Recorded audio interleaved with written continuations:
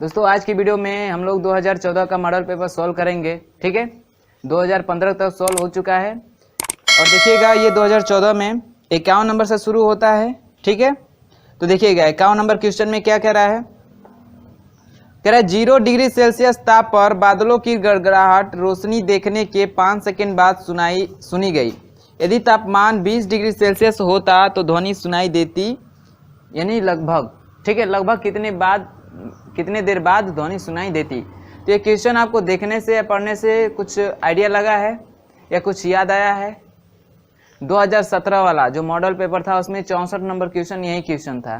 ठीक है, और इसका हम लोग सोल्यूशन भी देखे थे, तो यहाँ पे भी देखेंगे। ठीक है, कितना आया था? लगभग 4.7 वहाँ पे ऑप्शन। ठीक है, लेकिन हम लोग जो सोल्यूशन किए थे आया था 4.825 ऐसे आया था। ठीक है, तो ऑप्शन में इसमें आपको देख भी रहा है 4.8 ऑप्शन नंबर है। ऐसे ही आप टिक कर सकते हैं यदि याद है तो। ठीक है, क्योंकि भाई रिपीटेड क्वेश्चन आते हैं, इसीलिए तो प्रीवियस पेपर बहुत बच्चे सॉल्व करते हैं कि ऐसे, क्योंकि बार बार क्वेश्चन रिपीट होते हैं। ठीक है, बोर्ड कितना अपने दिमाग से उठा के देगा। ठीक है ना, तो चलिएगा 51 नंबर यहाँ पे भी उसका सोल्यूशन देख लीजिए। हम लोग वहाँ पे सोल्यूशन किए थे कि मान लेते हैं जो बादल है, ठीक है, और ये हमारी क्या है? पृथ्वी है। तो यहाँ से जो आवाज आई है यहाँ तक, ठीक है, तो जो डिस्टेंस है x मीटर, इस दूरी को x मीटर हम माने हैं। ठीक है, x दूरी, तो इसको ट्रेवल करने में कितना समय लगा होगा उस ध्वनि। ठीक है, ये जो ध्वनि यहाँ से यहाँ तक सुनाई दे रही है 5 सेकेंड 5 सेकेंड बाद सुनाई देती है। ठीक है, तो उसको कितनी दूरी चलेगी वो निकाल लेते हैं। तो यहाँ से ध्वनि का वेग पता है आपको क्या होता है? 332 मीटर पर सेकेंड। ठीक है, और दूरी क्या हमारी x है, और समय कितना लगा है? t बराबर 5 सेकेंड। कितना लगा है? t बराबर 5 सेकेंड। ठीक है, तो यहाँ से हम दूरी निकाल सकते हैं। दूरी बराबर क्या होता है? दूरी बराबर चाल गुणते समय। चाल गुणते समय, तो चाल कितना है? 332 और गुणे समय कितना है? 5 सेकेंड। तो दूरी कितनी हो जाएगी? 5 दूना 10, 5 ते 15 1 16, 5 ते 15 1 16, 1660 मीटर क्या हो जाएगी? हमारी दूरी हो जाएगी बादल और पृथ्वी के बीच। ठीक है, तो ये कब है? 0 डिग्री सेल्सियस पे। ये जो चाल है इसकी 0 डिग्री सेल्सियस पे चाल है ध्वनि का 332 मीटर पर सेकेंड। तो जब कड़कती है बिजली तो 5 सेकेंड बाद ध्वनि आवाज सुनाई देती है, तो कितना दूरी ट्रेवल करती है? 1660 मीटर। ठीक है, करा यदि तापमान 20 डिग्री सेल्सियस बढ़ा दे, तो आपको पता है तापमान बढ़ा दे तो ध्वनि का वेग बढ़ता है, और 1 डिग्री सेल्सियस पे कितना बढ़ता है? 0.6 मीटर पर सेकेंड बढ़ता है। ठीक है, तो 20 डिग्री सेल्सियस पे कितना हो जाएगा? कितना हो जाएगा? 332 है, अब प्लस कितना हो जाएगा? 20 गुणे 1 डिग्री सेल्सियस में कितना बढ़ता है? 0.6। तो 20 डिग्री सेल्सियस में 20 गुणे 0.6, तो कितना हो जाएगा? 332 प्लस इसका करेंगे तो 6 दूना 12, यानी 120 होगा, और दशमलव के स्थान पे कट जाएगा तो कितना हो जाएगा? 12। और इसको जोड़ देंगे तो कितना हो जाएगा? 2 2 4, 3 1 4 और 3, यानी 344 मीटर पर सेकेंड। यानी 20 डिग्री सेल्सियस पे ध्वनि का वेग कितना हो जाएगा? v बराबर कितना हो जाएगा? 344 मीटर पर सेकेंड। तो अब जो है ध्वनि कितने समय बाद सुनाई देगी लगभग? तो समय बराबर, अब निकाल लेते हैं समय। समय बराबर क्या होगा? दूरी बटा चाल। दूरी बटा चाल, हम लोग दूरी निकाल चुके हैं 1660, तो यहाँ से समय बराबर हो जाएगा कितना? 1660 बटे में चाल कितना? 344। 344 भाग करेंगे तो आपको आया था कितना? 4.825 इतना आया था। तो इसी को हम लिख सकते हैं 4.8, आपका ऑप्शन नंबर ए में दिया है, इतना लगभग। और 2017 जो सॉल्व किए थे 2017 वाला, उसमें जो 64 नंबर क्वेश्चन था सेम क्वेश्चन था, लेकिन उसमें ऑप्शन में दिया था क्या? ऑप्शन में उसका दिया था 4.7 लगभग। ठीक है, ये दिया था, तो 4.8 4.7 लगभग बराबर ही है। ठीक है, लगभग में 0.1 का फर्क है, तो लगभग में मारे थे वहां पे भी। ठीक, वहां पे भी ऑप्शन ए करेक्ट था और यहाँ पे भी आपका ऑप्शन ए करेक्ट है। ठीक है, इसका ऑप्शन नंबर ए को टिक कर लीजिएगा, रिपीटेड क्वेश्चन है। ठीक है, चलिएगा, तो उम्मीद करता हूं सबको समझ में आ गया होगा। ठीक है, चलिएगा अगला देखिए 52 नंबर। 52 number question. क्या कह रहा है कि वायु भरे गोले का अर्ध व्यास दोगुना किया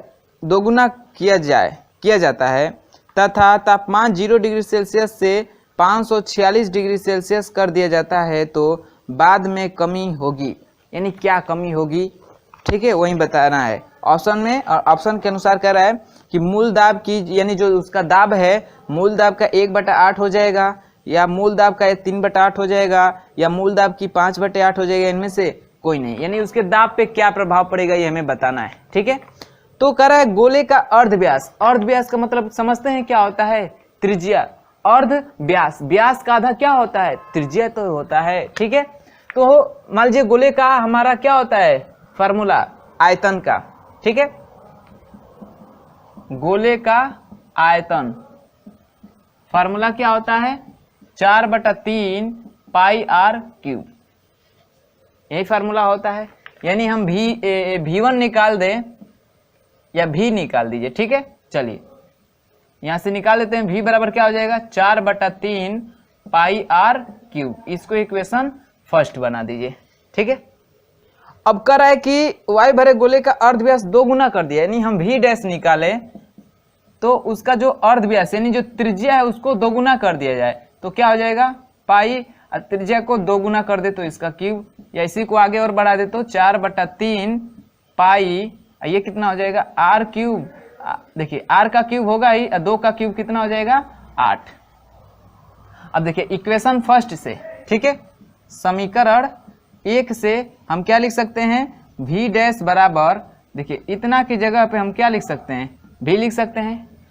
4/3 पाई आर क्यू की जगह पे क्या लिख सकते हैं V, तो 4/3 पाई आर क्यू की जगह पे क्या लिख देंगे V, तो V डैश बराबर क्या हो जाएगा 8V। इसको इक्वेशन क्या बना दीजिए सेकेंड, ठीक है। चलिएगा अब देखिए आपको तापमान भी दिया है कितना, तो 0 डिग्री सेल्सियस से बढ़ा के 546 डिग्री सेल्सियस कर दिया जा रहा है। तो जब भी हम सोल्यूशन करते हैं तो केल्विन में लेते हैं तापमान को, किसमें, केल्विन में, ठीक है। तो मान लेते हैं हम T बराबर दिया है 0 डिग्री सेल्सियस, इसी में 273 ऐड कर देंगे तो वो केल्विन में चेंज हो जाएगा, तो कितना हो जाएगा 273 केल्विन T का मान है, ठीक है। और T डैश यानी कितना कर दिया जा रहा है, तो 546, ठीक है। तो 546 डिग्री सेल्सियस प्लस 273 ऐड कर दीजिए, कितना हो जाएगा, कितना हो जाएगा 3 6 3 9, आइए क्या हो जाएगा 7 4 11 को एक हाथ में लगा 1, 5 2 7 1 8, 819 केल्विन हो जाएगा, ठीक है T डैश का मान। या इसी को हम लिख सकते हैं 819 को ही 3 × 273 केल्विन, ये भी लिख सकते हैं, क्योंकि देखिए गुणा करिए 3 3 लिख के 9, 3 7 21 को एक हाथ में लगा 2 और 3 दूना 6 1 8, इतने के बराबर हो सकता है, ठीक है। तो अब यहाँ से देखिए 273 की जगह पे हम क्या लिख सकते हैं, T लिख सकते हैं, ठीक है। तो T डैश बराबर क्या हो जाएगा 3T केल्विन, इतना हो जाएगा, ठीक है। एक ये मान हो गया T डैश का मान, ये हमारा V डैश का मान हो गया, ठीक है, V की वैल्यू है ही। तो आपको पता है P V और T में संबंध, फार्मूला आप लोग वहां पे भी नोट किए होंगे, थ्योरी में भी क्या होता है, देखिएगा यहाँ पे सॉल्व कर रहे हैं, ठीक है। क्या होता है PV/T, तो दो चीजें, 2 वैल्यू लें, ठीक है। ये तो PV/T हो गया, और 2 ले यानी P डैश V डैश अपन T डैश, या इसी को लिख सकते हैं P1 V1/T1 बराबर P2 V2/T2। यहाँ पे हम डैश लेके पहले ही सॉल्व किए हैं तो इसलिए हम डैश ले रहे हैं, ठीक है। क्या ले रहे हैं, डैश, PVT बराबर P dash V dash T dash, ठीक है। हमें निकालना क्या है, P डैश का मान निकालना है, P डैश का मान निकालना है कि उसके दाब पे क्या प्रभाव पड़ेगा। मान लीजिए पहला दाब हमारा V है, आयतन पहले दाब जो है हमारा P है, आयतन क्या है V है, समय क्या है T है, यानी जो ताप है, समय नहीं ताप, ठीक है, ताप क्या हमारा T है। तो बाद में क्या हो जा रहा है, यानी ताप हमारा क्या है 0 डिग्री सेल्सियस है। अब जब हम बढ़ा दे रहे हैं T डैश कर दे यानी 3T के केल्विन कर दे रहे हैं, तो उसका जो आयतन है इतना हो जा रहा है, तो उसका दाब पे क्या प्रभाव पड़ेगा यही हमें बताना है। तो P डैश बराबर हम यहाँ से निकालें तो P डैश बराबर क्या होगा, देखिए P डैश बराबर त्रिज्या गुणा कर, ये T डैश का जाके यहाँ पे गुणा होगा तो होगा PVT डैश। अब बटे में देखिए अब बटे में देखिए इसका इसमें गुणा हुआ रहेगा तो इसको हम क्यों गुणा करने जाए, क्योंकि इसको इधर ही रहने देते हैं। ये जो p के साथ v डैश है ये गुणा में है तो इधर आके क्या हो जाएगा भागा में, यानी अंदर बच जाएगा t और ये क्या हो जाएगा v डैश। अब यहाँ से मान रखिए, आगे सॉल्व कर देखिए। p का तो मान p है, देखिए v का मान v, यानी पहले जो हमारा दाब है v है।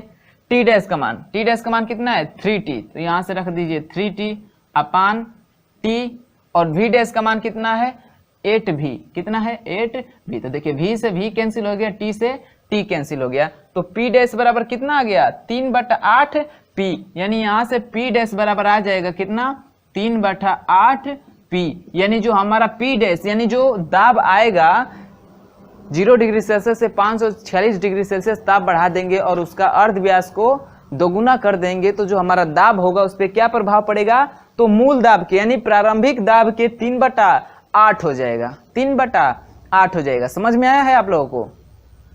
जहां पे भी ना समझ में आया एक बार रिवर्स करके देख लीजिए, बिल्कुल सिंपल था आपको लोग, ये फार्मूला सबको पता होगा। तो यहाँ से हम इसमें चेंजेस कर रहे हैं त्रिज्या में, तो ये निकल के आ जाएगा, ठीक है। ताप को भी चेंजेस कर रहे हैं, 0 डिग्री सेल्सियस से 546 कर रहे हैं, तो इसको केल्विन में चेंज कर दीजिए तो इतना हो जाएगा। ये 819 को हम लिख सकते हैं 3 × 273, 273 की जगह पे हम t लिख सकते हैं, तो ये एक बन जाएगा, ठीक है।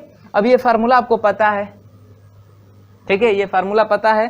ताप दाब और आयतन में जो संबंध है उसको फार्मूला से P1 V1/T1 बराबर P2 V2/T2, ये भी फार्मूला होता है, लेकिन हम यहाँ पे पहले से ही डैश करके सॉल्व किए हैं, इसलिए P V T बराबर P dash V dash T dash. अब यहाँ से हमें P डैश की वैल्यू निकालना था, सब पक्षांतर करके या सबका वैल्यू रख देंगे। ये तो प्रारंभिक है तो सब उसको नहीं रखना है, जो हम चेंजेस के बाद जो V डैश और T डैश का मान लाए हैं उसका मान रख के सॉल्व करेंगे कटा पिटा के, तो जो P डैश की वैल्यू आएगी वो कितना आ जाएगी, प्रारंभिक या मूल दाब के 3/8 हो जाएगी। तो मूल दाब की 3/8 ऑप्शन नंबर बी में मैच कर रहा है, इसलिए जो हमारा 52 नंबर क्वेश्चन है इसका ऑप्शन नंबर क्या होगा आपका बी करेक्ट हो जाएगा, ऑप्शन नंबर बी करेक्ट हो जाएगा, ठीक है। समझ में आया इतना? चलिएगा नोट करिएगा इतना, फिर आगे देखते हैं हम लोग, नोट करिएगा। चलिए आगे देखते हैं हम लोग 53 नंबर क्वेश्चन। देखिएगा क्या करे इसमें कि एक इस्पात की छड़ तथा एक अन्य एल्युमिनियम की छड़ का तापमान लगभग 0 डिग्री सेल्सियस से 100 डिग्री सेल्सियस तक बढ़ाने पर दोनों छड़ों की जो लंबाइयों में समान वृद्धि होती है। यदि इस्पात की छड़ की लंबाई 1 मीटर है तो एल्युमिनियम की छड़ की लंबाई लगभग है, आपको रखना है एस, यानी इस्पात का जो रेखीय प्रसार गुणांक दिया है 1.2 × 10⁻⁵ प्रति डिग्री सेल्सियस, तथा अल्फा ए यानी एल्युमिनियम का रेखीय प्रसार गुणांक दिया है 1.71 × 10⁻⁵ प्रति डिग्री सेल्सियस, ठीक है। यानी हमको अल्फा एस की वैल्यू दिया है 1.2 × 10⁻⁵ प्रति डिग्री सेल्सियस, और अल्फा ए का यानी एल्युमिनियम का मान दिया है कितना 1.71 × 10⁻⁵ प्रति डिग्री सेल्सियस, ठीक है। और जो हमारा इस्पात की लंबाई है, इस्पात की ना, यानी एल का मान दिया है कितना 1 मीटर, या ऑप्शन में आपको सेंटीमीटर में इसका मान निकालना है ना, एल ए का मान निकालना है तो वो सेंटीमीटर में है, तो इसको भी सेंटीमीटर में चेंज कर लें तो कितना हो जाएगा 100 सेंटीमीटर। तो इतनी वैल्यू हमें दे रखा है, ठीक है। और टी का मान कितना दिया है, फार्मूला क्या होता है अल्फा बराबर डेल्टा L/L डेल्टा टी, ठीक है। तो यहाँ से हम L को यहाँ पे लेके चले तो अल्फा L बराबर क्या होगा डेल्टा L/डेल्टा टी, तो यही तो हमारी वृद्धि हो रही है, यही जो वृद्धि है दोनों के लिए समान है, ठीक है। तो यहाँ से हम इस्पात के लिए निकालें, ठीक है, ये हमारा फार्मूला होता है, और इससे निकालेंगे तो ये होगा, ठीक है। यानी हम मेन फार्मूला इसको बना रहे हैं, इस वाले को, ठीक है, इसको ना बना के हम मेन फार्मूला यहाँ इसको बनाते हैं, ठीक है। अब देखिए इस्पात के लिए निकालेंगे तो क्या होगा अल्फा एस एल एस बराबर क्या होगा डेल्टा L/डेल्टा टी, क्योंकि दोनों में समान वृद्धि हो रही है, ठीक है। इसको इक्वेशन फर्स्ट बना दीजिए, और ये तो इस्पात के लिए, इस्पात के लिए एल्युमिनियम के लिए क्या होगा, एल्युमिनियम के लिए क्या होगा अल्फा ए एल ए बराबर क्या होगा डेल्टा L/डेल्टा टी, इसको इक्वेशन सेकेंड बना दीजिए। ठीक है, तो आपको पता है कि दो समीकरण है और उसका यदि एक पक्ष बराबर है तो दूसरा पक्ष क्या होता है, आपस में बराबर होता है। यानी ये दोनों आपस में बराबर है तो ये दोनों भी आपस में क्या होगा, बराबर होगा। यानी अल्फा एस एल एस बराबर होगा किसके, अल्फा ए एल ए के। तो हमें निकालना किसका मान है, एल ए का, यानी इस्पात की लंबाई निकालना है। तो एल ए बराबर क्या हो जाएगा, अल्फा एस एल एस अपान क्या हो जाएगा, अल्फा ए। अब यहां से सबकी वैल्यू दी रखिए तो एल ए बराबर क्या हो जाएगा, अल्फा एस का मान कितना है 1.2 गुणे 10 की पावर -5 इंटू एल एस का मान कितना है 100 सेंटीमीटर। तो 100 बटे में अल्फा ए का मान कितना है तो 1.71 गुणे 10 की पावर -5। तो -5 से -5 कैंसिल हो जाएगा। 1.2 का 100 में गुणा करेंगे तो क्या हो जाएगा 120 हो जाएगा, क्योंकि 100 में 12 का गुणा करेंगे 1200 और 1200 में 0.1 का स्थान पे कट जाएगा, यानी एक जीरो कट जाएगा तो कितना हो जाएगा, यानी गुणा करेंगे तो 1200 होगा और 0.1 का स्थान पे यानी जीरो को गायब कर दीजिए तो 120 और बटे में कितना बच जाएगा 1.71। तो 120 में 1.71 से भाग करेंगे तो ये आपका 70.1 ऐसे कुछ सेंटीमीटर आएगा। ठीक है, आगे कुछ ऐसे। तो देखिए कितना है 70.1 सेंटीमीटर। तो इसको लगभग में देखिए, आपको क्वेश्चन में पूछा है कि लंबाई लगभग है, तो लगभग में हम इसको 70 सेंटीमीटर कह सकते हैं। लगभग में कह सकते हैं 70 सेंटीमीटर। तो आपका ऑप्शन नंबर बी में मैच कर जाएगा। ठीक है, यानी इसका ऑप्शन नंबर बी करेक्ट हो जाएगा। आप लोग बी को टिक कर सकते हैं बेहिचक। ठीक है, 70 सेंटीमीटर। समझ में आया है ये प्रोसेस। ठीक है, चलिएगा तो नोट करिएगा इतना। उसके बाद से 54 नंबर देखिए, इस मॉडल पेपर में थोड़ा मजेदार क्वेश्चन दिए हुए हैं। ठीक है, देखिए 54 नंबर में क्या करा है कि -5 डिग्री सेल्सियस ताप पर 50 ग्राम बर्फ को वाष्प में परिवर्तित करने के लिए ऊष्मा की आवश्यकता होगी। बर्फ की विशिष्ट ऊष्मा 0.5 कैलोरी प्रति ग्राम है और बर्फ तथा भाप की गुप्त ऊष्माएं क्रमशः 80 किलो कैलोरी प्रति ग्राम तथा 540 किलो कैलोरी प्रति ग्राम। क्वेश्चन आपको ध्यान से पढ़ लेना है, ये वैल्यू आपको याद रखना है। ठीक है, तो देखिए भाई, कोई बर्फ है, ये हमारा क्या है, बर्फ है। इस बर्फ को क्या बनाना है तो वाष्प बनाना है। क्या बनाना है, वाष्प। ठीक है, तो इसके लिए कितना ऊष्मा की आवश्यकता होगी यही हमें बताना है। तो देखिए भाई, सबसे पहले बर्फ है तो इसकी गुप्त ऊष्मा होगी क्या होगी, ml होगी, गुप्त ऊष्मा। और फिर ये कन्वर्ट होगा किस में, द्रव में। तो द्रव में कन्वर्ट होने के लिए कुछ ऊष्मा लेगा और वो ऊष्मा कितना लेगा, ms डेल्टा टी लेगा। ठीक है, और फिर ये द्रव वाष्प में बदलने के लिए फिर ऊष्मा लेगा क्या, ms डेल्टा टी। यानी ये -5 डिग्री सेल्सियस है तो ये 0 डिग्री सेल्सियस पे आएगा। ठीक है, कितने पे, 0 डिग्री सेल्सियस पे आने के लिए कितना ऊष्मा लेगा, ms डेल्टा टी। फिर ये जो द्रव में कन्वर्ट हो जाएगा तो फिर वाष्प में बदलने के लिए कितना लेगा, ms डेल्टा टी। यानी 100 डिग्री सेल्सियस तक जाने के लिए कितना लेगा, ms डेल्टा टी। और जब ये वाष्प में बदल जाएगा ये बर्फ, तो वाष्प की भी गुप्त ऊष्मा होती है, क्या होती है, ml होती है, ml होती है। तो इसको हम ml1 बना लेते हैं, इसको L2 बना लेते हैं। L1 का मान दिया है ना आपको, बर्फ तथा भाप की गुप्त ऊष्माएं कितना है, बर्फ की कितना है 80, यानी इसका मान दिया है। यानी L1 बराबर दिया है 80 और L2 बराबर दिया है 540। ये आप सबको याद भी रखने की जरूरत है, ये याद रखने वाली भी चीज है। ठीक है, और M बराबर दिया ही है कितना, 50 ग्राम, कितना 50 ग्राम। ठीक है, और इस S की वैल्यू दिया है, जो बर्फ की क्या है, बर्फ की विशिष्ट ऊष्मा कितना है 0.5 है। इसका नहीं दिया है तो कितना रख लेंगे, 1 रख लेंगे। ठीक है, अब देखिए यहां से डेल्टा टी का मान निकाल सकते हैं। -5 से 0 हो रहा है तो क्या निकालेंगे, 0 -5, ये हो जाएगा हमारा डेल्टा टी का मान। ठीक है, और यहाँ पे डेल्टा टी क्या हो जाएगा, तो 0 से 100 हो रहा है तो क्या करेंगे, 100 - 0 कर देंगे, 100 - 0 कर देंगे तो डेल्टा टी का मान निकल जाए। तो हमें कितनी ऊष्मा की आवश्यकता होगी, तो पहले तो इस बर्फ की जो गुप्त ऊष्मा होगी, एक ये प्लस, एक ये, फिर प्लस, एक ये प्लस वाष्प की गुप्त ऊष्मा, यानी जो हमारी ऊष्मा बराबर हो जाएगी, आवश्यकता ऊष्मा जो हो जाएगी कितना लगेगी, तो लगेगा कितना ML1 plus MS delta T plus MS delta T plus ML2। अब चलिए M का मान कितना है, या सब में से देखे तो M कॉमन दिख रहा है आपको, M कॉमन दिख रहा है, तो M को कॉमन ले ही लेते हैं। चलिए, या ना लीजिए, जो भी जैसे सॉल्व करना है करिए, ठीक है। तो चलिए यहाँ से हम रख लेते हैं इसको, M बराबर कितना है 50 गुणे L1 का मान कितना है 80, तो 80 प्लस M का मान 50, S का मान यानी हम बर्फ की ले रहे हैं, तो बर्फ की गुप्त ऊष्मा कितनी है, सॉरी विशिष्ट ऊष्मा कितनी है 0.5 है, इंटू डेल्टा T का मान निकाल चुके हैं, कितना आएगा 0 में से माइनस 5 कर रहे हैं, तो माइनस माइनस क्या हो जाएगा प्लस, यानी इसको लिख सकते हैं 0 + 5 यानी 5 लिख सकते हैं, इसको क्या लिख सकते हैं 100 लिख सकते हैं, ठीक है।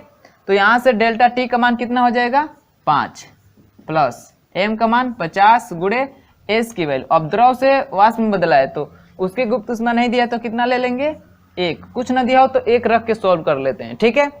1 हो जाएगा, यहाँ पे डेल्टा T का मान निकाल ही दिए कितना 100, तो गुणे 100 प्लस क्या हो जाएगा 50 गुणे, उधर दिख रहा है नहीं दिख रहा है तो नीचे लिख ले रहे हैं भाई इसके, प्लस कितना हो जाएगा 50 गुणे L2 का मान, L2 का मान कितना है 540, तो 540।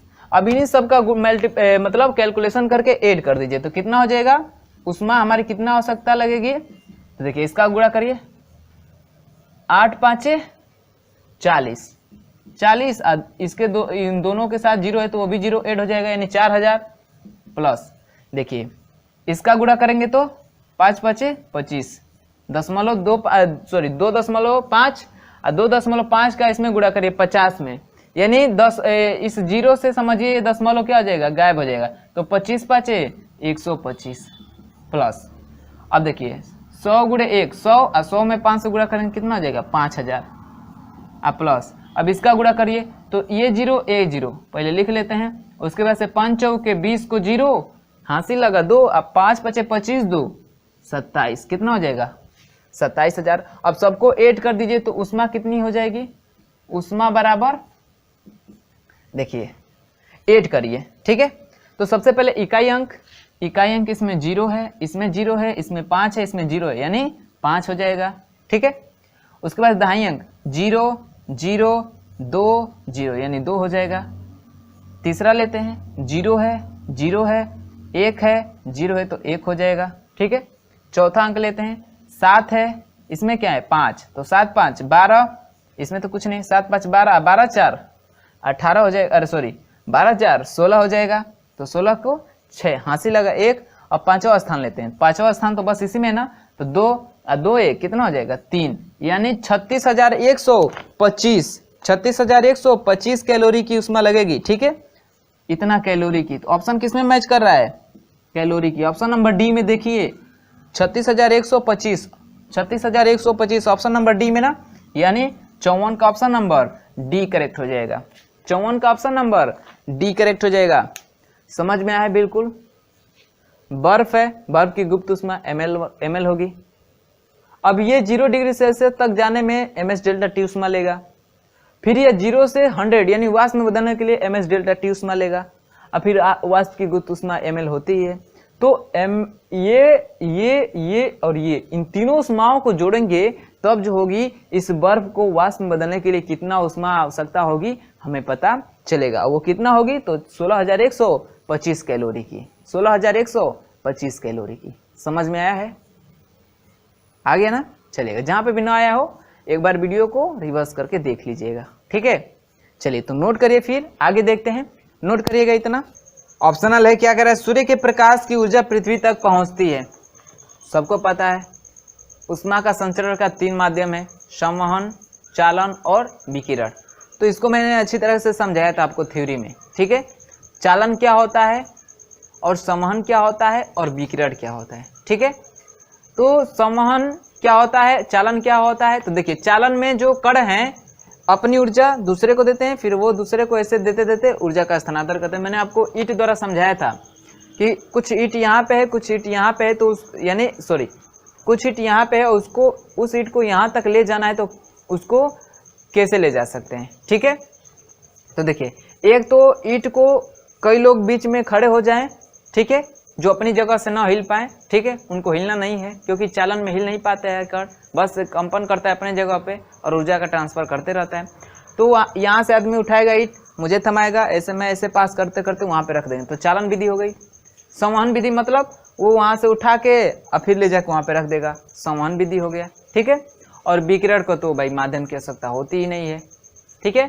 तो जो हमारा सूर्य का प्रकाश यानी विकिरण मतलब निर्वात में भी जहाँ गमन कर ले उष्मा, वो विकिरण माध्यम से, ठीक है। तो जो सूर्य की किरण आती है निर्वात से ही आती है पृथ्वी तक, तो उसके चलने के लिए किसी माध्यम की आवश्यकता नहीं है, अर्थात वो विकिरण के माध्यम से आती है, ठीक है। तो सूर्य के प्रकाश की जो ऊर्जा पृथ्वी तक पहुंचती है, किसके द्वारा पहुंचती है, तो विकिरण के द्वारा। किसके द्वारा, विकिरण के द्वारा, यानी इसका ऑप्शन नंबर सी करेक्ट हो जाएगा, ऑप्शन नंबर सी करेक्ट हो जाएगा, ठीक है। 56 नंबर क्वेश्चन देखिए, कह रहा है कि एक मनुष्य समतल दर्पण से 3 मीटर पर सेकेंड की गति से दौड़ रहा है, समतल दर्पण में, ठीक है, देख रहा है, दौड़ रहा है 3 मीटर पर सेकेंड के वेग से और अपने को आईने में देख रहा है। तो कह रहा है अपने प्रतिबिंब से जिस वेग से दूर भाग रहा है वह है, यानी वह समझिए दूर मतलब ये दर्पण है, ऐसे दूर भाग रहा है वो, ठीक है। तो इधर मैं भागूंगा तो मेरा प्रतिबिंब भी तो उधर दूर भागेगा। तो आप पढ़े होंगे कि जो प्रतिबिंब होता है, जैसे आप भी वेग से भाग रहे हैं, ठीक है, तो जो प्रतिबिंब भागेगा वो 2v वेग से भागेगा, यानी 2 गुने वेग से भागेगा। तो उसका जो वेग होगा दूर भाग रहा होगा किससे, 2v वेग से भाग रहा होगा। तो 2 और उसका भी पता है आपको कितना दिया है, 3 मीटर पर सेकेंड दिया है, तो कितना हो जाएगा, यहाँ पे रख दीजिए तो हो जाएगा 6 मीटर पर सेकेंड, यानी जो उसका प्रतिबिंब दूर भागेगा उससे 6 मीटर पर सेकेंड, यानी 2 गुना भागता है। 3 तो 6, 4 तो 8, 16 तो 32, ठीक है। तो 6 मीटर पर सेकेंड के वेग से भागेगा, यानी इसका ऑप्शन नंबर ए करेक्ट हो जाएगा। समझ में आया, चलिएगा 57 नंबर देखिए, 57 नंबर क्या कह रहा है कि एक मोमबत्ती की ज्वाला का प्रतिबिंब अवतल दर्पण के सामने उससे 30 सेंटीमीटर की दूरी पे बनता है। हमारा दर्पण कौन है, अवतल। जब भी लेंस और दर्पण का सवाल होना तो लिख लीजिए कि कौन सा लेंस है या कौन सा दर्पण है, क्योंकि चिन्ह प्रपाटी के नियम के साथ वैल्यू रखना होता है, ठीक है। तो अवतल दर्पण है, अवतल दर्पण है। अब भी का मान दिया है तो आपको पता है भी में क्या होता है, माइनस होता है, तो 30 सेंटीमीटर, यू भी माइनस, भी माइनस, एफ भी माइनस, तीनों माइनस होता है इसमें, ठीक है। और कह रहा है क्या कि ज्वाला की जो लंबाई है, ज्वाला की लंबाई यानी ओ का मान दिया है कितना, ज्वाला की लंबाई 10 सेंटीमीटर और उसके प्रतिबिंब की लंबाई यानी आई का मान दिया है कितना, 5 सेंटीमीटर, ठीक है। अब देखिए माइनस के चिन्ह के साथ कैसे रखेंगे, तो जो हमारा प्रतिबिंब है ऊपर रखते हैं, तो ऊपर का जो है वो क्या होता है, प्लस साइन में होता है, और प्रतिबिंब हमारा उल्टा बनता है यानी नीचे बनता है, तो ये माइनस हो जाएगा, ठीक है। तो कह रहे इसकी फोकस दूरी होगी, एफ का मान बताना है आपको, ठीक है। चलिएगा सॉल्व करते हैं। फार्मूला क्या होता है, आवर्धन का फार्मूला पता है क्या होता है, m बराबर आई अपान ओ बराबर माइनस भी अपान यू। तो ये वाला हम इक्वेशन ले तो देखिए हमें भी पता है, आई पता है, ओ पता है, तो यू निकाल सकते हैं। और जब यू निकल जाएगा तो फार्मूला 1/f बराबर 1/v प्लस 1/u से निकाल सकते हैं उसका f, क्योंकि v का मान दिया है ऑलरेडी, u का मान यहाँ से निकाल लेंगे तो f का मान निकाल लेंगे। जी हाँ बिल्कुल निकालेंगे। तो चलिए यहाँ से u बराबर निकालेंगे, ठीक है। तो u बराबर क्या हो जाएगा, देखिए u बराबर क्या हो जाएगा, इसका यहाँ पे गुणा होगा, इसका यहाँ पे गुणा होगा, यानी वी ओ अपान क्या हो जाएगा, आई हो जाएगा, ठीक है। अब देखिए v का मान पता है कितना, -30। अब देखिए माइनस पहले से है फार्मूले में, तो माइनस को उसको लिख लेते हैं, तो माइनस माइनस क्या हो जाएगा, प्लस हो जाएगा, ठीक है। तो उसको हटा देते हैं। अब गुड़े ओ का मान कितना है, ओ का मान 10, अब बटे में आई का मान कितना है, -5। चलिए यहाँ से कर दीजिए, 5 दूना 10, 2 बार में कटेगा, 30 दूना 60, यानी -60 सेंटीमीटर आ जाएगा किसका मान, u, यानी u बराबर कितना आ जाएगा, -60 सेंटीमीटर, और v बराबर दिया है कितना, -30 सेंटीमीटर। तो फार्मूला क्या होता है दर्पण का, 1/f बराबर 1/v प्लस 1/u। तो यहाँ से f बराबर निकाल लेंगे, क्या आ जाएगा 1/v का मान कितना है -30, तो -30 और प्लस u का मान कितना है -60, तो प्लस माइनस हो जाएगा 1/60। एलसीएम लेंगे क्या होगा 60 होगा। आपको बताएं एलसीएम जो लेते हैं सब में गुणा कर दिए, तो इसमें गुणा करेंगे तो क्या होगा 60/f होगा बराबर, देखिए 30 दूना 60 यानी माइनस चिन्ह के साथ देखिए 30 दूना 60 -2 और 60 है कम में 60 -1, तो -2 और -1 कितना हो जाएगा -3। 3 दूना 6 यानी 20 बार में कट जाएगा, यहाँ बचेगा क्या -1। तो f बराबर क्या हो जाएगा, f बराबर त्रिज्या गुणा कर देंगे तो आ जाएगा -20 सेंटीमीटर। ठीक है, कितना आ जाएगा -20 सेंटीमीटर। माइनस क्या दर्शाता है कि वो क्या है अवतल दर्पण है। माइनस चिन्ह क्या दर्शाता है कि जो दर्पण है वो क्या है अवतल दर्पण है, अवतल दर्पण है। ठीक है, तो यदि चिन्ह के साथ दिया हो ऑप्शन में तो चिन्ह वाले के साथ मारिएगा -20 सेंटीमीटर, इसमें तो चिन्ह नहीं दिया है तो 20 सेंटीमीटर मारेंगे, यानी इसका ऑप्शन नंबर सी करेक्ट हो जाएगा। ऑप्शन नंबर सी, समझ में आया? चलिएगा, तो 57 हो गया 20 centimetre, option number C correct हुआ। अगला देखिए 58 नंबर जो कि ऑप्शनल है।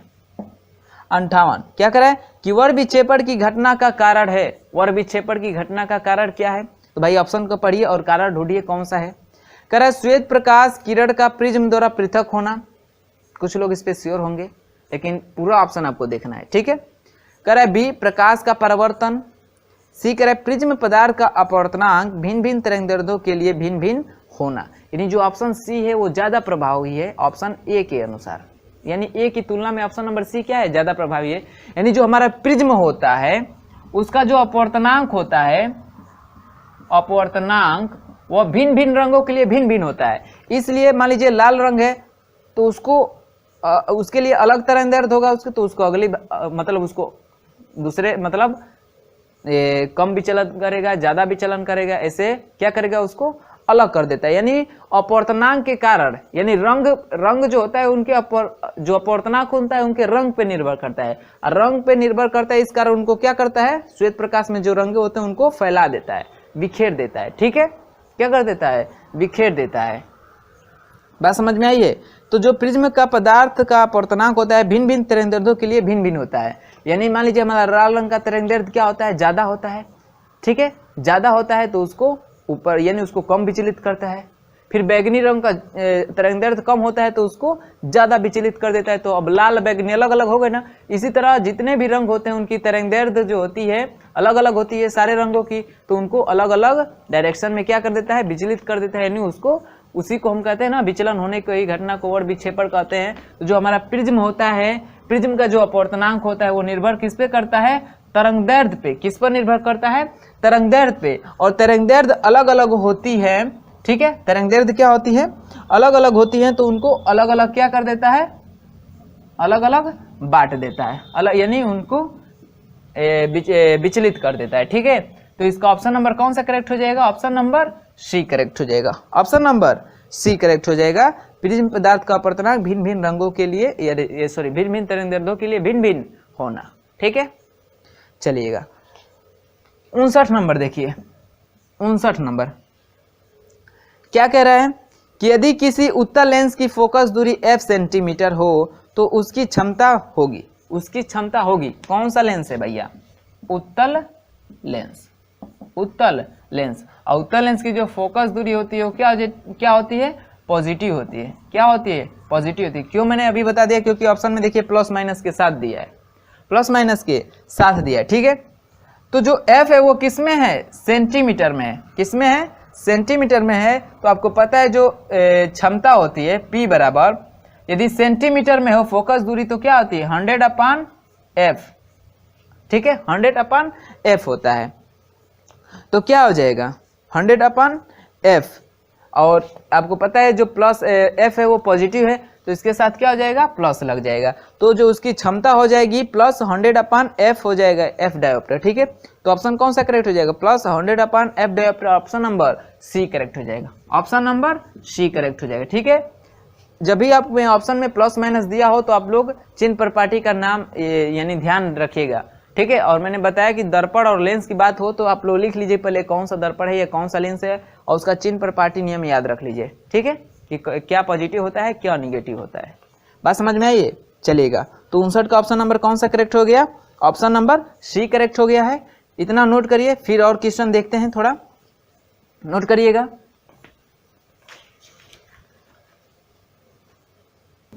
चलिए देखिए 60 नंबर क्वेश्चन, ठीक है।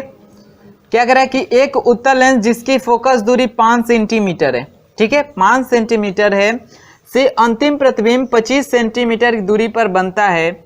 यदि इसे संयुक्त माइक्रोस्कोप में अभिनेत्र लेंस के रूप में 30 आवर्धन क्षमता वाले अदृश्यक लेंस के साथ प्रयोग किया जाए तो संयुक्त माइक्रोस्कोप की आवर्धन क्षमता होगी। तो माइक्रोस्कोप की जो आवर्धन क्षमता होगी क्या होता है? m बराबर ME इंटू MO होता है, ठीक है। यह फार्मूला होता है m बराबर ME का फार्मूला क्या होता है? जब प्रतिबिंब अंतिम पर बन रहा है ना तो क्या होता है? 1 plus D upon F E, ठीक है। और क्या होता है ये आवर्धन MO अदृश्यक लेंस का क्या होता है? VO अपान UO। तो ये फार्मूला बन जाता है, ठीक है। VO अपान UO बराबर 1 plus D upon F E, ये संयुक्त सूक्ष्मदर्शी की जो होती है आवर्धन क्षमता होती है जब प्रतिबिंब अंतिम पे बनता हो, ठीक है, अनंत पे बनता हो। समझ में आ रही है? ठीक है। तो कह रहा है ना जब अंतिम प्रतिबिंब 25 सेंटीमीटर की दूरी पे बनता है, ठीक है, तो ये होता है हमारा किसके लिए? सरल सूक्ष्मदर्शी के लिए। तो उत्तल लेंस के लिए यही होगा ना। इसी को हम यूज कर रहे हैं नेत्रिका लेंस की तरफ, तो इसी का मान रख देंगे, या जैसे ME बराबर ये रख देंगे, ठीक है। MO बराबर आपको दिया है, यानी जो अवदिश्यक लेंस है उसकी, यानी VO अपान UO का मान दे रखा है 30। कितना दे रखा है? 30 है। हम ME का मान निकाले तो M बराबर यानी सूक्ष्मदर्शी की जो है आवर्धन क्षमता निकाल सकते हैं। तो ME बराबर क्या हो जाएगा? 1 प्लस डी अपान FE, यानी जो हमारा नेत्रिका लेंस है यानी अभिनेत्र लेंस है, अभिनेत्र लेंस, ठीक है। नेत्र लेंस की आवर्धन कितना हो जाएगा? आवर्धन यानी ME बराबर कितना हो जाएगा? 1 प्लस डी अपान FE, ये वाले फार्मूले से, ठीक है। डी का मान दे रखा है 25 सेंटीमीटर की दूरी पे बन रहा है। FE यानी उसकी फोकस दूरी दे रखा है कितना? 5, कितना है? 5 सेंटीमीटर। तो कितना हो जाएगा? ME बराबर 1 प्लस डी का मान 25 बटे में 5, 5 पचे 25, यानी 1 प्लस 5 बराबर 6, ठीक है, इतना हो जाएगा। तो हम संयुक्त सूक्ष्मदर्शी की जो आवर्धन क्षमता M बराबर है ME इंटू MO, तो अब निकाल सकते हैं। ME का मान कितना है? 6 गुणे MO का मान दे रखा है पहले से ही 30, यानी कितना हो जाएगा? 30 6 का कितना हो जाएगा? अब यहाँ से गुणा कर दीजिए, 36 18, यानी 180 हो जाएगा, ठीक है, 180। तो ऑप्शन कौन सा मैच कर जाएगा? 180 ऑप्शन नंबर डी मैच कर जाएगा, ऑप्शन नंबर डी। बात समझ में आई है? ये फार्मूला आपको उल्टा दिख रहा है तो यही होता है फार्मूला। M बराबर आप देख रहे होंगे VO अपान EO ब्रैकेट में 1 प्लस डी अपान FE, ये जो होता है MO का मान होता है और ये जो होता है ME का मान होता है, ठीक है। यानी ये नेत्रिका लेंस की आवर्धन क्षमता होती है या अवदिश्यक लेंस की आवर्धन क्षमता होती है, ठीक है। बात समझ में आई है? चलिएगा, तो इतना नोट कर लीजिएगा, इसका ऑप्शन नंबर डी करेक्ट हो जाएगा, ठीक है। उसके बाद से देखते हैं हम लोग 61 नंबर क्वेश्चन। 61 नंबर क्या कह रहा है कि एक वस्तु में 12 इलेक्ट्रॉन सामान्य अवस्था से अधिक हैं। 12 इलेक्ट्रॉन क्या है? जैसे ये वस्तु है, इसमें 12 इलेक्ट्रॉन क्या है? एक्स्ट्रा है, ठीक है। और दूसरी वस्तु में 16 इलेक्ट्रॉन सामान्य अवस्था से कम है। 16, अब ये जो दूसरी वस्तु है इसको 16 इलेक्ट्रॉन क्या होंगे? चाहिए, यानी इसको चाहिए, इसके पास क्या है? ज्यादा है, ठीक है। तो इसको 16 इलेक्ट्रॉन चाहिए और इसके पास 12 इलेक्ट्रॉन ज्यादा हैं, तो ये कितना इलेक्ट्रॉन देगा? इसको 12 इलेक्ट्रॉन दे देगा। तो 12 इलेक्ट्रॉन ये ले लेगा, तो अभी इसको और कितने इलेक्ट्रॉन चाहिए? तो 16 में से -12 कर देंगे तो कितना चाहिए? 4 इलेक्ट्रॉन अभी और चाहिए इसको, ठीक है, 4 इलेक्ट्रॉन अभी चाहिए। तो क्या होगी? वस्तु क्या होगी? कह रहा है कि 4 इलेक्ट्रॉन के बराबर, 2 इलेक्ट्रॉनों के बराबर, 3 इलेक्ट्रॉनों के बराबर, ये उपरोक्त में से कोई नहीं। तो कह रहा है ना, तो संपर्क में लाने पर संयुक्त वस्तु पर आवेश कितना होगा, तो अभी इसको 4 इलेक्ट्रॉन चाहिए ना, 4 इलेक्ट्रॉन चाहिए ना, तो इस पे जितने अभी इलेक्ट्रॉनों की कमी या ज्यादा होती है उतना ही उस पे आवेश क्या होता है, चढ़ता है, उतना ही उस पे आवेश क्या होता है, चढ़ता है। तो अभी इसको 4 इलेक्ट्रॉन अभी और चाहिए, 4 इलेक्ट्रॉन अभी और इसको चाहिए, मतलब यही पूछता कि धनावेशित होगी या ऋणावेशित। तो आपको पता है जो इलेक्ट्रॉन देता है, ठीक है, जो इलेक्ट्रॉन देता है तो उस पर क्या कौन सा आयन चढ़ता है, पॉजिटिव आयन, और जो इलेक्ट्रॉन को ग्रहण करता है उस पर कौन सा चार्ज चढ़ता है, निगेटिव आयन, ठीक है। तो ये इसको ग्रहण कर रहा है इलेक्ट्रॉनों को तो ये निगेटिव चार्ज होगा, ये दे रहा है तो ये पॉजिटिव चार्ज होगा, ठीक है।